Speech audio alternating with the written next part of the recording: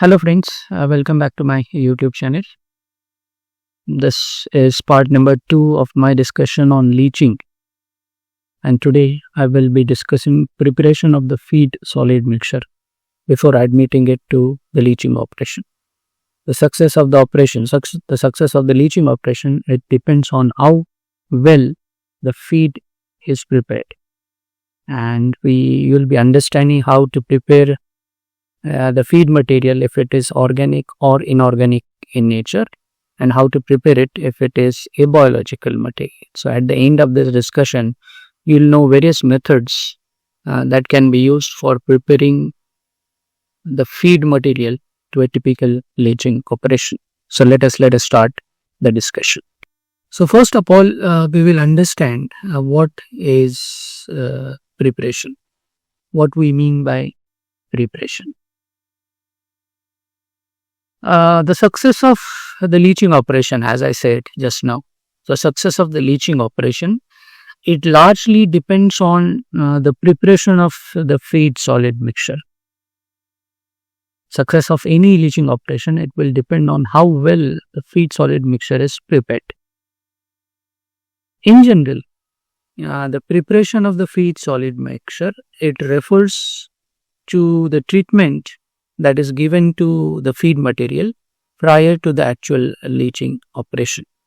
Before admitting the feed material into the leaching operation, some kind of treatment is given to the feed material, and this treatment is nothing but the preparation of the feed solid mixture. You can call that pre-treatment of the feed solid mixture. So it is necessary to pre-treat the feed solid mixture before admitting it to a typical leaching operation. Now, during the leaching operation, the soluble component from that is present in the feed solid mixture, it is separated by dissolving it in the solvent. So we know in a typical leaching operation, the feed solid mixture, feed which is a solid mixture, it is contacted with a suitable liquid. That liquid is solvent. And during this component, the soluble component that is present in the solid mixture, it preferentially dissolves in the solvent. That is what happens during leaching operation. Whereas the insoluble component that is present in the feed mixture, or insoluble components that are present in the feed solid mixture, they will remain in the feed solid mixture. Those insoluble components, they will not get dissolved into the solvent. Only the soluble component will be getting dissolved in the solvent. So for example, if you consider a simple feed solid mixture that is containing two solids, B and C, in which C is the soluble component, or in which C is to be separated by dissolving it in the solvent. So what will happen? C, it will be separated by dissolving it in the solvent, while B will remain in the original feed solid mixture. So out of B and C, only C will be getting dissolved into the solvent, whereas B will remain in the original feed solid mixture. We call that leached solids. I have explained the unit operation of leaching in my first video. I'm giving link to that video in the description section. If you have not yet seen that video, you please watch it. So the point is, during leaching operation, only the soluble component, the component that is to be separated, it gets dissolved into the solvent, whereas the insoluble component, it remains in the original feed mix. Now the method employed for the preparation or the pre-treatment that is used, it depends on various factors. Which are these factors? It depends on the concentration of the soluble component in the original feed solid mixture. So for example, in our example where we had considered a feed mixture of B and C, the method that is selected for pre-treatment, it will depend on the concentration of C in this feed mixture. Then it also depends on the distribution of soluble component in the original feed solid mixture. That is, in our example, example of feed mixture of B and C, the method that is used, it will depend on the distribution of C in the original feed solid mixture. Then the selected method will also depend on the nature of the original feed mixture, whether the feed solid mixture is composed of plant cells, or whether the feed solid mixture is composed of animal cells, or whether the soluble component is surrounded by the matrix of insoluble component. So it depends on the nature of the original feed mixture, whether it is a plant material or whether it is any animal part. For example, we leach oil from liver of the halibut fish, and then whether the feed is organic or inorganic in nature, then how the soluble component is present in the feed solid mixture, whether it is surrounded by the matrix of insoluble component. So all this will decide the method that has to be used for the preparation. Then the selected method, it will also depend on particle size in the original feed mixture, where you have coarse particles, where you have fine particles. So depending on the particle size, you have to select an appropriate method for the preparation. So here we need to understand that the method that we are going to select as the pre-treatment process, or the method that you are going to select as the preparation method, it will depend on various factors. First, it will depend on the concentration of the soluble component in the original feed mixture. So in our example, in the feed mixture of B and C, where C is the solute, so method will depend on concentration of solute. Then the selected method will also depend on the distribution of soluble component in the original feed mixture. So for example, in our mixture of B and C, it will depend on how C is distributed in the solid mixture. Then it will also depend, the method will also depend on the nature of the original feed mixture, whether it is a plant material, whether it is an animal material, or whether the soluble component in the material is surrounded by the matrix of the insoluble component, whether the material is inorganic, whether it is organic. So all this will decide the method that you can use for preparation of the feed material. Then lastly, it will also depend on the particle size in the original feed mixture. So you have to consider all these factors before selecting the preparation method in the case of feed material treatment, preparation of the feed material to a typical leaching operation.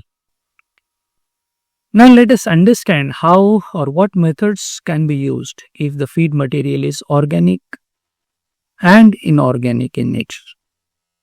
So you have whether the material is inorganic or whether it is inorganic. So if you have such a feed material, then how to select the method? Let us understand. In such feed materials, normally the material to be separated by leaching, it is surrounded by a matrix of insoluble material.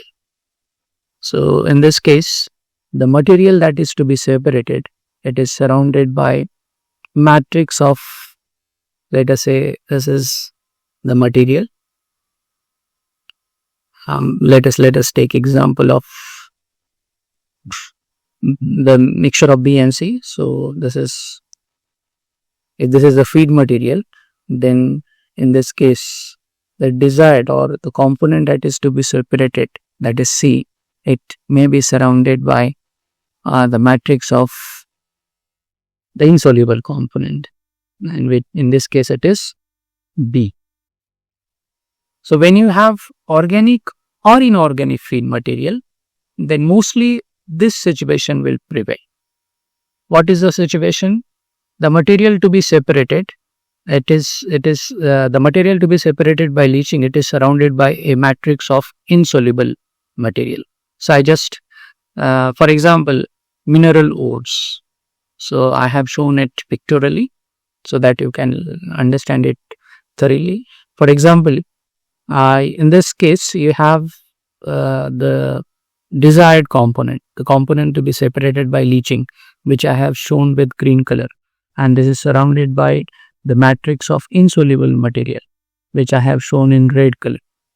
So typically, in such feed material, you'll have this particular situation. The soluble component, it is surrounded by the matrix of insoluble component. So in this case, this green particles, they are these green particles represent the soluble material. This red particles, these are insoluble material matrix of insoluble material, and then it is contacted with the solvent. Now, in this case, you can easily understand the soluble component, it is not easily accessible to the solvent. So you can easily understand, in order to go to the soluble material, solvent will have to cross the barrier of the matrix that surrounds the soluble material. So that's why in this case, if you use the material as it is in the leaching operation, then the soluble component, it is not easily accessible to the solvent. So the solvent, it can reach up to the soluble component, but it will happen only with difficulty. The solvent can reach up to the soluble component only with difficulty. And what will be the result of this? This will result in low rates of leaching. Lot of time will be required in order to get the desired separation. So this is the case when you have the soluble material surrounded by the matrix of the insoluble material. And it is but obvious that you have to prepare it. You have to give some pre-treatment so that you can break this matrix, and the soluble material will then be directly exposed to the solvent, and this will increase the rate of leaching. Okay, so let us understand what method can be used in order to make this material ready for leaching. So the appropriate pre-treatment method that can be used in this case is, you can use crushing and grinding. So by crushing and grinding, you'll be able to break the insoluble matrix that surrounds the soluble material, and then you can have high rates of leaching. So crushing and grinding, in this case, crushing and grinding, it make the soluble component more accessible to the solvent. And if this happens, the solvent reach up to the soluble component with an ease, and we will have high rates of leaching, as I told you just now. So if you look at the same diagram, now this material has been crushed or grinded, and due to this, now you can see the matrix has broken, and the soluble material is now directly exposed to the solvent. So this is the soluble material, and this is the insoluble material matrix, and when you contact this with the solvent, now the soluble material is directly accessible to the solvent, and we will be having high rates of leaching in this case. So that means when you have inorganic or inorganic materials, organic or inorganic materials, where the soluble components are surrounded by the matrix of insoluble components, then the best method that can be used as a pre-treatment process is crushing or grinding. So that will break up the matrix of insoluble material, and the soluble material will then be made accessible to the solvent, and you will get high rates of leaching in that case. So this is the solvent. Now the extent of grinding, again it is important. The extent of grinding that you need to use, it is important. Why it is important? Because it is expensive. It will need energy. The extent of grinding, it is important. Why it is important? Because it is expensive. The grinding operation is expensive. It depends on the quality of the feed material, quality of the feed solid mixture, feed material simply. So the extent to which you are going to grind the feed material, it will depend on the quality of the feed material. We'll understand that. And then it will also depend on the distribution of soluble component through the feed solid mixture. How is the soluble component distributed through the feed solid mixture? That will also decide the extent of grinding. For some feed materials, fine grinding is required. We need to grind it to a very small particle size, and this is true for some feed materials. Why? Which are these feed materials? Those feed materials in which the soluble material is scattered throughout the matrix of insoluble material. So if that is the case, then you may need fine grinding, and lot of energy will be required in that case. Then the material is scattered throughout the matrix of the insoluble material. This is one thing. The other thing is the matrix is so impervious to the solvent. It is so inaccessible to the solvent. The matrix, it is so impervious to the solvent. If that is the case, then you will need fine grinding. And the best example in this case is some gold ores. In case of some gold ores, the desired material is scattered throughout the matrix of insoluble material, and the matrix of the insoluble material is so impervious to the solvent. So for example, you can see over here this red particles, they represent the insoluble material, whereas this white particles, these are the scattered soluble materials throughout the solid mixture. And if you try to, this is the scattered soluble material, and this is insoluble and impervious material, insoluble material. And if you try to contact it with the solvent, if you are not grinding it properly, then this scattered soluble material will not be easily accessible to the solvent, in which case the rate of leaching will be very low. Lot of time will be required to get the desired separation. So this is the solvent. And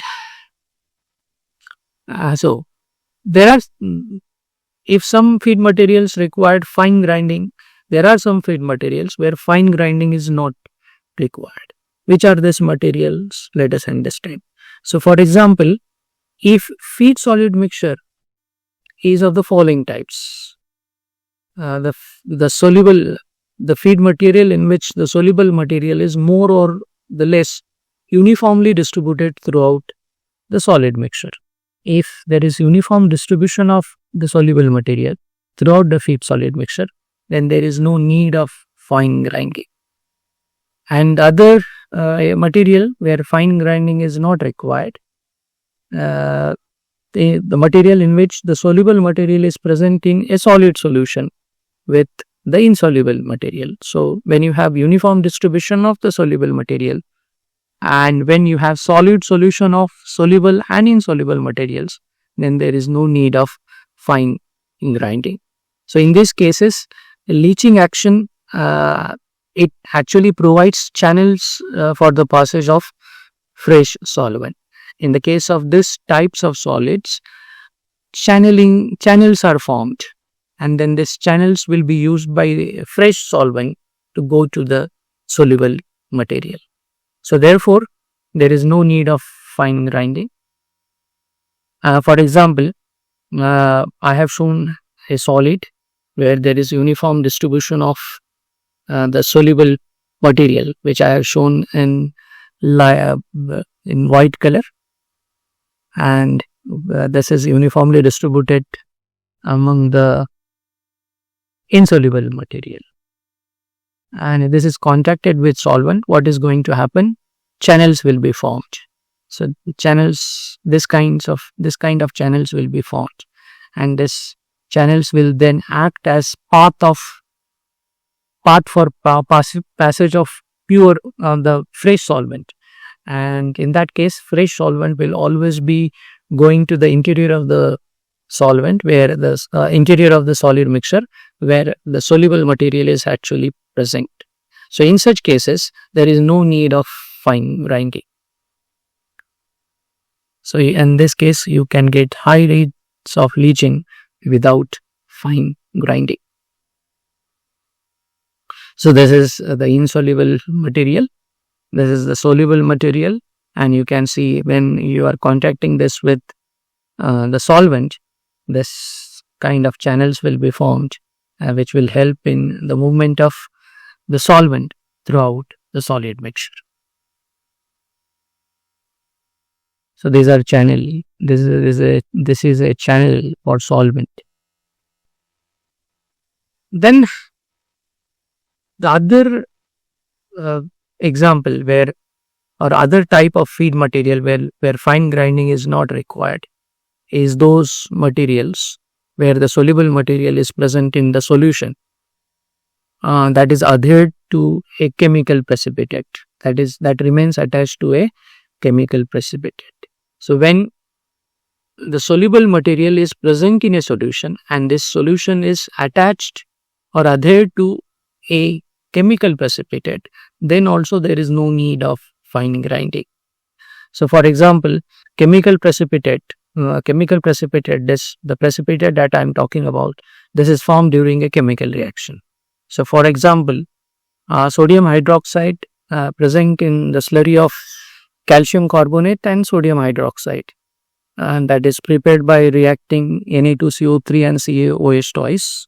So sodium hydroxide, it is present in the slurry of calcium carbonate and sodium hydroxide itself. And if you have to recover sodium hydroxide, then there is no need of any crushing and grinding. So you can directly leach sodium hydroxide by using appropriate solvent. So you can see if this brown portion, it represents the precipitate that is formed, and this light red color, it represents the solution that is adhered to the precipitate. And if you have to recover the solute from this solution, then there is no need of any grinding for grinding of this particular material. So this is the chemical precipitate that is formed, and this is the solution, and solution that is adhered to the precipitate. So in this case also, there is no need of fine grinding. And when you contact with the solvent, the soluble component that is present in the solution, it will get dissolved into the solvent. Now let us understand what methods to use if you have biological materials. So feed to many leaching operations, it is biological material. So for example, plant parts like roots, stem and leaves, or it could be animal parts like liver of halibut fish. So these are biological materials. So in these cases, the material to be separated, it is present inside the cells. This is the main thing. When you have biological materials, the desired material or the material that is to be separated, it is present inside living cells. So when these cells are exposed to the solvent and there is osmotic passage of desired product into the solvent.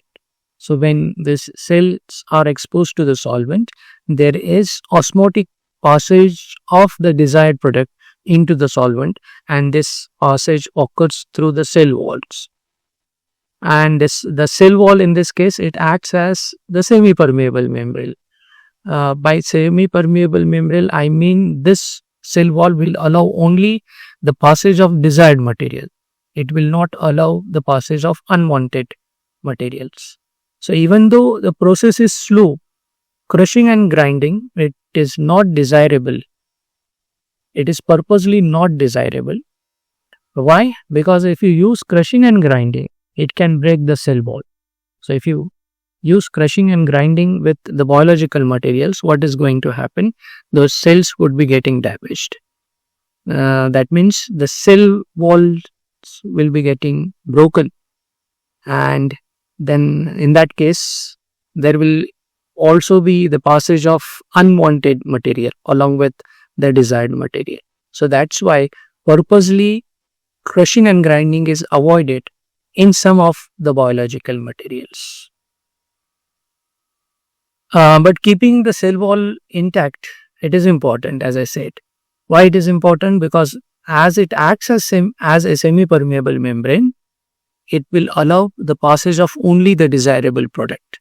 So that's why in many cases the cell walls are kept intact, and for that crushing and grinding is not crushing and grinding, they are not used as pre-treatment processes in those cases. So let us understand how leaching occurs by keeping the cell wall intact. So for understanding, I have shown a typical biological material. So where you have individual cell. So this is the desired material that is present in the cell, and you have the cell wall. And when this is contacted with the solvent, when this biological material is contacted with the solvent, there is osmotic passage of the desired material from inside of the cell to into the solvent, and this occurs through the cell wall. Osmotic passage occurs through the cell wall. The cell wall, it acts as a semi-permeable membrane. It is allowing passage of only the desired component. So this is the osmotic passage of the desirable material, desired product. To expose more cells to the leaching operation, in order to expose more cells to the leaching action of the solvent, what can be done? You can cut the feed material. The feed material can be cut into thin slices. You can do this. So that will cause little damage to the cell walls, and most of the cells will have the cell walls intact. The feed material you can cut into thin slices, and by that way you are exposing more cells to the leaching action of the solvent. So that means in case of some biological materials, you can use cutting as the pre-treatment process. So for example, before leaching of sugar beets to separate sugar, they are cut into thin slices, thin wedge shaped slices, and these slices you call them as cossets. These are called cossets, thin wedge shaped slices of sugar beets. In order to extract sugar from them, those thin wedge shaped slices, they are called cossets. Okay, now let us understand leaching, how leaching can be carried out by actual rupturing of the cell walls. Just now we understood how the cell walls can be kept intact and leaching can be carried out. But in some cases, in the case of some few biological materials, leaching is carried out by rupturing the cell walls. So when cell walls are ruptured, what happens? The desired material that is present inside the cells, it is directly exposed to the leaching action of the solvent. So for that, one of the method that is used for in order to bring about the rupturing of the cell wall, The method is drying. Drying is one of the pre-treatment process for this. So due to drying causes the rupturing of the cell walls. So for example, leaching of pharmaceutical products from plant parts like roots, stem and leaves. So the desirable material inside the cells is directly exposed to the leaching action if you dry this plant parts. So when the plant parts like roots, stem and leaves, they are dried, then the cell walls get ruptured, and therefore the desirable material that is present inside the cells, it is directly exposed to the leaching action of the solvent. So for let us understand this with a simple diagram. So you have the biological material, you have the cells, the desired material that is present in the cells, and now you are drying it. So after drying, what is going to happen? The cell walls are getting ruptured. So you can see how the cell walls are getting ruptured. And once the cell wall gets ruptured, the desired material that is present inside the cell, it is directly exposed to the leaching action of the solvent. And in that case, you'll be getting high rates of leaching. So in this case, when the inside of the cell is directly exposed to the solvent, there is a possibility of undesired materials going into the solvent. But here you are going to get high rates of leaching. Okay, so continuing with the same discussion, that is how leaching is done by rupturing the cell walls. So we know when cell walls are ruptured, and the desired material inside the cell, it is directly exposed to the leaching action of the solvent. And one of the method we understood was drying. The other methods which are used in the case of vegetable seeds and beans, vegetable seeds like soybean seeds, cotton seeds and beans. So in the case of this feed material, we can use rolling and flaking. So rolling and flaking, these are used to reduce the particle size, and reduction in the particle size, it causes rupturing of the cell walls. The rupturing is due to the reduction in the particle size, and once rupturing of the cell walls happen, the desired material is directly exposed to the leaching action, and you can get high rates of leaching.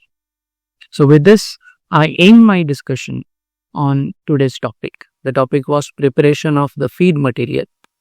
So in this, I have discussed how you can prepare the feed material before admitting it to the leaching operation, because success of the leaching operation, it depends on this preparation, and the preparation, it depends on the type of the feed material.